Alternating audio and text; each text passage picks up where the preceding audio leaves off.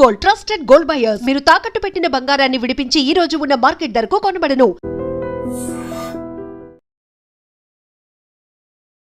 Hello views, welcome to iDream media.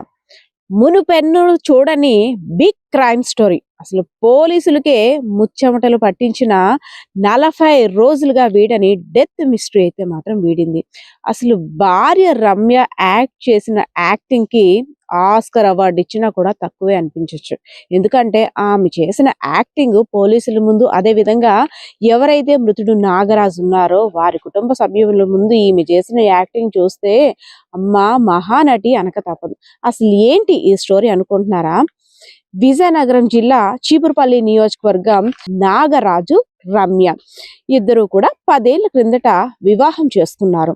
So Kuneru ప్రాంతం అనేసరికి అదంతా కూడా విలేజ్ అట్మాస్ఫియర్ కాబట్టి పొట్ట చేత పట్టుకొని పట్టణానికి వచ్చేసారు. పిఎం పాలెంలో పొట్టకూటి కోసం ఒక ప్రైవేట్ అపార్ట్మెంట్ ఉంటే అక్కడ సెక్యూరిటీ గార్డ్ గా నాగరాజు జాయిన్ అయ్యాడు.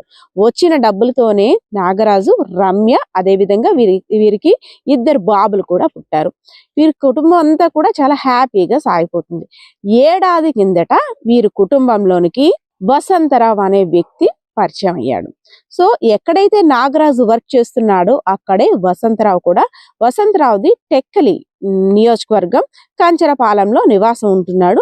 సో అక్కడ ట్రీట్మెంట్ ప్లాంట్ కి సంబంధించి తను కూడా వర్క్ చేస్తున్నాడు. ఇద్దరి మధ్య కూడా ఒక మంచి స్నేహం కుదిరింది. స్నేహితులు ఎవరినైనా ఇంటికి రమ్మని ఇన్వైట్ చేయడం సహజం, ఎందుకంటే ఆ బంధం అటువంటిది, స్నేహ బంధం అనేసరికి. సరే ఆ విధంగానే నాగరాజు వసంతరావుని ఇంటికి రమ్మని ఇన్వైట్ చేశాడు ఏడాది క్రిందటి నుంచి. సో తరచూ ఇంటికి వచ్చి వెళ్తుండేవాడు. వీరిద్దరి మధ్య ఇల్లీగల్ కాంటాక్ట్ స్టార్ట్ అయింది. స్టార్ట్ అయిన తర్వాత నాగరాజుకి డౌట్ వచ్చింది. ఏంటి, నా ఫ్రెండ్ వసంతరావు తోటి ప్రవర్తిస్తున్న తీరు వేరుగా ఉంది, ఇది మంచి పద్ధతి కాదు రమ్య, నువ్వు నీ పద్ధతిని మార్చుకోకపోతే చాలా ఇబ్బంది పడతావంటూ చాలా సార్లు గొడవలు పడ్డారు. సో ఈ విషయం ఎవరైతే మృతుడు నాగరాజు ఉన్నాడో తన యొక్క భార్య రమ్య ప్రియుడు మోజులో ఉంది కదా, నా భర్త నన్ను ఇలా హెచ్చరిస్తున్నాడు అనేసి చెప్పింది. సో ఎలా అయినా మన అక్రమ సంబంధం మధ్యలో నీ భర్త ఉండకూడదు, ఎలా అయినా అడ్డు తొలగించుకోవాలంటూ ప్లాన్ చేశారు. సో ప్లాన్ ఎంత పకడ్బందీగా చేశారంటే ఇక్కడే అసలు ట్విస్టుల మీద ట్విస్టులు మొదలయ్యాయి. అంటే నవంబర్ 7న నాగరాజుని చంపిన తర్వాత ఈమె చేసిన యాక్టింగ్ వల్ల పోలీసులు కూడా అసలంటే ఆమె అమాయకత్వానికి నిజమేనేమో నమ్మేసి 40 రోజులుగా అసలు ఈ డెత్ మిస్టరీ ఏంటని వారు చెయ్యని ప్రయత్నం లేదు. సో నవంబర్ 27న పకడ్బందీగా ప్లాన్ చేసుకున్నారు కదా, సో ఎలా అయినా నీ భర్తను చంపేస్తాను, నువ్వు డోంట్ వరీ, మనం ఇంకా హ్యాపీగా ఎంజాయ్ చెయ్యొచ్చు, మన మధ్యలో ఇంకా అడ్డంటూ ఉండదు అనేసి హామీ ఇచ్చేశాడు వసంతరావు రమ్యకి. వెంటనే మిథులాపురి కాలనీకి సంబంధించి ఒక లాడ్జిలోని ఎవరైతే వసంతరావు ఫ్రెండ్స్ 2 ఉన్నారో, కంచరపాలానికి సంబంధించిన ఫ్రెండ్స్ కి ఒక్కొక్కరికి 50,000 రూపాయలు సుపారీ ఇచ్చి ఈ ఫ్రెండ్స్ అందరితో కలిపి మృతుడు ఎవరైతే నాగరాజు ఉన్నారో ఈయన్ని కూడా తీసుకువెళ్ళి ఒక లాడ్జిలోని ఫుల్ గా మద్యం తాగించి పీక నులిపించి చంపేశారు. ఈ పీక నులిపి చంపిన తర్వాత ఈ డెడ్ బాడీని ఏం చెయ్యాలో తెలియక మన స్నేహితుడు శుభ్రంగా మందు కొట్టేశాడు. అసలు లేవలేని పరిస్థితిలో ఉన్నాడని భుజాన్ని వేసుకొని నెమ్మదిగా బండి మీద పెట్టుకొని తిమ్మాపురం బావికొండ అనే ప్రాంతం దగ్గర పడేశారు తుప్పల్లో. ఎవరైతే వసంతరావు ప్రియురాలు ఉందో రమ్యకి, నీ భర్తని హత్య చేసేసాం, నువ్వు ఇంకా డోంట్ వరీ, నువ్వు యాక్షన్ నువ్వు స్టార్ట్ చేసుకో అనేసాను. సో కొన్ని రోజులకి ఎవరైతే నాగరాజు ఉన్నారో వారి తల్లిదండ్రులు మా అబ్బాయితో మాట్లాడలేకపోతున్నాం, ఏమైందంటే ఏదో పొంతం లేని సమాధానాలు చెప్పింది. అక్కడున్నాడు, ఇక్కడున్నాడు, ఇదిగోండి అదిగోండి అనేసని. మరి ఇంకా రోజుకి తల్లిదండ్రుల నుండి ప్రెజర్ ఎక్కువ అవుతుంది కదా, అత్త మామ కొడుకుతో మాట్లాడలేదని. అందులో ఈ మధ్య వీడియో కాల్స్ కూడా అవైలబుల్లో ఉన్నాయి. ఏంటి పిల్లలు నువ్వే కనిపిస్తున్నారు తప్పితే కనిపించట్లేదు ఏంటని వారు కొంత అనుమానాన్ని స్టార్ట్ చేశారు. అమ్మో ఇదేదో నా మెడకు చుట్టుకున్నట్టుంది, నాగేం స్టార్ట్ చేస్తానని వెళ్ళి పిఎం పాలెం పరిధిలో ఉన్నటువంటి పోలీస్ స్టేషన్ లో కంప్లైంట్ ఇచ్చింది. నా భర్త కనబడటం లేదు, ఏమైందో ఏంటో తెలియదు, నా ఒంటి మీద ఉన్న నగలు కూడా పట్టుకెళ్ళిపోయాడు అనేసని ఒక డ్రామా ప్లే చేసింది. అయితే ఇది తప్పిపోయిన కేసుగా కనిపించట్లేదంటూ పోలీసులు కూడా నమోదు చేసుకున్నారు. కానీ అసలు ట్విస్ట్ ఇక్కడే ఉంది. భర్త చనిపోయాడని గాని లేదంటే భర్త కనిపించట్లేదు ఎక్కడ కూడా ఏ కోసానా కూడా రమ్య మనసులో ఎక్కడ కూడా బాధ అయితే ఏమీ కనిపించలేదు. సో వెంటనే ఒక 15 రోజుల నెల తర్వాత ఎవరైతే ప్రియుడు ఉన్నాడో వసంతరావు తోటి వేరే కాపురం అక్కడే ఆ ఏరియాలోనే ఇంకో ప్రాంతానికి వెళ్ళి బక్కనపాలెం ప్రాంతానికి వెళ్ళి అక్కడైతే మాత్రం వేరే కాపురం పెట్టారు. అక్కడ చుట్టుపక్కల ప్రాంతాల వారికి అందరికీ అనుమానం వచ్చింది. ఈ సమాచారాన్ని ఆమె బానే ఉంది, ప్రియుడు కూడా వస్తున్నాడు, అసలేమి ఆమె మనసులో బాధ గాని దిగులు గాని ఏమీ లేదు, ఏంటో తేడాగా ఉంది వ్యవహారం, ఒక్కసారి మీరు దీని మీద దృష్టి పెట్టండి అని ఎవరైతే మృతుడు నాగరాజు ఉన్నారో నాగరాజు కుటుంబ సభ్యులకి అక్కడ ఉన్న తోటి వారు ఆ సమాచారాన్ని ఇచ్చారు. సో వెంటనే వాళ్ళు కూడా పోలీసులకి ఇలాగ అనుమానంగా ఉంది అనేసి పోలీసులకి ఒక చిన్న వాళ్ళ నివేదికను సమర్పించుకున్నారు. సమర్పించుకున్న తర్వాత పోలీసులు ఇంకా రంగంలో దిగితే ఎలాంటి వారైనా తప్పించుకుంటారా? సో పోలీసులు కూడా నిఘా పెట్టారు. వసంతరావు తోటి రమ్య బానే ఉంటుంది, ఇద్దరు కూడా కలిసి ఉంటున్నారు, అసలు వేరే కాపురం పెట్టారు అంటే ఏదో జరిగింది అనేసి తమదైన శైలిలో మొత్తం రమ్య నుండి లాబట్టారు.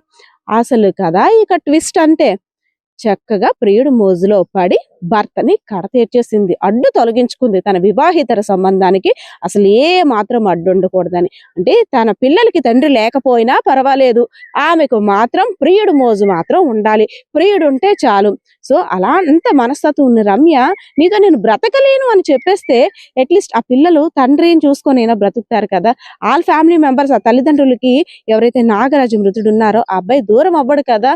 ఇంత దారుణానికి అంటే వివాహ బంధం అంటేనే అపవిత్రతగా మారిపోయిందేమో అన్నట్టుగా ఈ క్రైమ్ మిస్టరీ అయితే మాత్రం ఉంది. సో ఒక్కసారిగా పోలీసులకి రమ్య చెప్పిన ఆ ప్లానింగ్ అంతా చూసి దిమ్మ తిరిగి మైండ్ బ్లాక్ అయిపోయింది. వామ్మో రమ్య, అసలు మహానటివి నువ్వు, ఇంతలా ప్లాన్ నడిపించావా, ఏమి తెలియనట్టు మా ముందు ఇంత అమాయకంగా కంప్లైంట్ ఇస్తూ నా భర్త లేకపోతే నేను ఉండలేనండి, కనబడటం లేదండి అంటూ మాకు ఫిర్యాదు ఇచ్చావా? అమ్మా నీ నటనకి అసలు ఎలాంటి అవార్డు ఇవ్వాలో కూడా మాకు తెలియదు అన్నట్టు పోలీసులు ఆమెను చూశారు.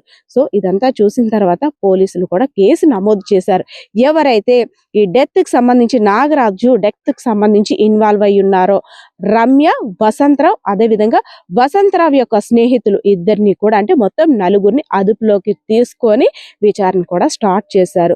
పాపం నాగరాజు యొక్క తల్లిదండ్రులు నా కొడుకు కోసం ఎన్నో కళ్ళు కన్నాను, పట్నం పొట్ట చేతి పట్టుకొని పోయాడు, మంచిగా ఉంటాడు, ఇద్దరు కొడుకులతో కూడా ఒక మంచి భవిష్యత్తు ఉంటుందని ఊహించుకున్నాం, అలాంటిది నా కొడుకుని అనంత లోకాలకి పంపించేసింది ఈ మాయ లేడీ అంటూ కూడా తలలు బాదుకుంటున్నారు. సో ఎవరైనా సరే ఇలాంటి ఇల్లీగల్ యాక్టివిటీస్ ఉన్నట్టయితే ఎవరి ఇష్టం వారిది, కాదని ఎవ్వరు కూడా అనరు.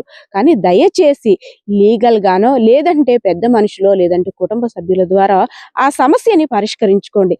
అంతేగాని అనవసరంగా ఒక నిండు ప్రాణాన్ని బలి తీసుకొని ఆ కుటుంబంలో విషాదాన్ని నింపొద్దు అంటూ అక్కడ స్థానికులు, గ్రామస్తులు అందరూ కూడా మొరపెట్టుకుంటున్న పరిస్థితి. ఒకసారి నాగరాజు, ఎవరైతే మృతుడు నాగరాజు ఉన్నారో ఆయన బంధువులు కూడా మాట్లాడుతున్నారు, ఆయన మాటలు కూడా వినియండి. కెమెరా పర్సన్ బాలకిషోర్తో పద్మ, ఐడ్రీమ్ మీడియా, విజయనగరం. పేరు రాంబాబు. ఇప్పుడు చనిపోయిన అబ్బాయి నాగరాజు అనే వ్యక్తి మా బామ్మర్ది, మా సిస్టర్. ఆయన మాది వచ్చేసి విజయనగరం జిల్లా గరివిడి మండలం కోనూరు. మా ఫ్యామిలీ మెంబరు ఆయన. ఆ అమ్మాయి వచ్చేసి మా సిస్టర్, మా పెదనాన్న కూతురు. అమ్మాయి పేరు రమ్య. మా చెల్లె చేయించింది అనేసి మాకు డౌట్ ఉండి పోలీసులకు కేసు ఇచ్చాం. కేసు ఇవ్వడం వల్ల మా బాడీ ట్రేస్ అవుట్ అయింది. మేము మా సిస్టర్ మీద డౌట్ ఉందని చెప్పేసి మేము కేసు పెట్టాం. సిఏ సార్ యాక్షన్ తీసుకొని ఇది కొద్దిగా ఫాలోఅప్ చేశారు. ఆవిడ డబ్బులు బంగారం పోయిందని చెప్పేసి, డబ్బులు బంగారం ఇంట్లో నుంచి తీసుకెళ్ళిపోయిందని చెప్పేసి గత నెల డిసెంబర్ 15వ తారీఖున కేసు, డిసెంబర్ 17 కానీ 15 కానీ కేసు పెట్టడం జరిగింది. అనుమానం వచ్చి మా సిస్టర్ మీద అనుమానం వచ్చి మేము రిటర్న్ కేసు పెట్టాం. సిఏ సార్ దర్యాప్తు చేసి చంపేశారు. నిజంగా ప్రస్తుతం ఉన్నటువంటి సమాజం దేనికి ప్రయారిటీ ఇస్తుంది? ఆర్థిక సంబంధాల చుట్టూ మాత్రమే తిరుగుతుంది. మళ్ళీ ఎన్నికలంగానే చాలా విరక్తి కలుగుతాను. మంచి అనిపిస్తుంది కదా, లేడీస్ కూడా ఛాలెంజింగ్ జాబ్స్ చేసినప్పుడు చాలా బాగుంటది. ట్రాఫిక్ అసిస్టెంట్స్ గా నియమించిన ట్రాన్స్జెండర్స్ అందరితో సాల్యూట్ చేయించుకుంటున్నారు. ఫుడ్ డెలివరీ ఇవ్వటానికి వెళ్ళినటువంటి డెలివరీ బాయ్ అనిల్ పై కళ్ళ ముందు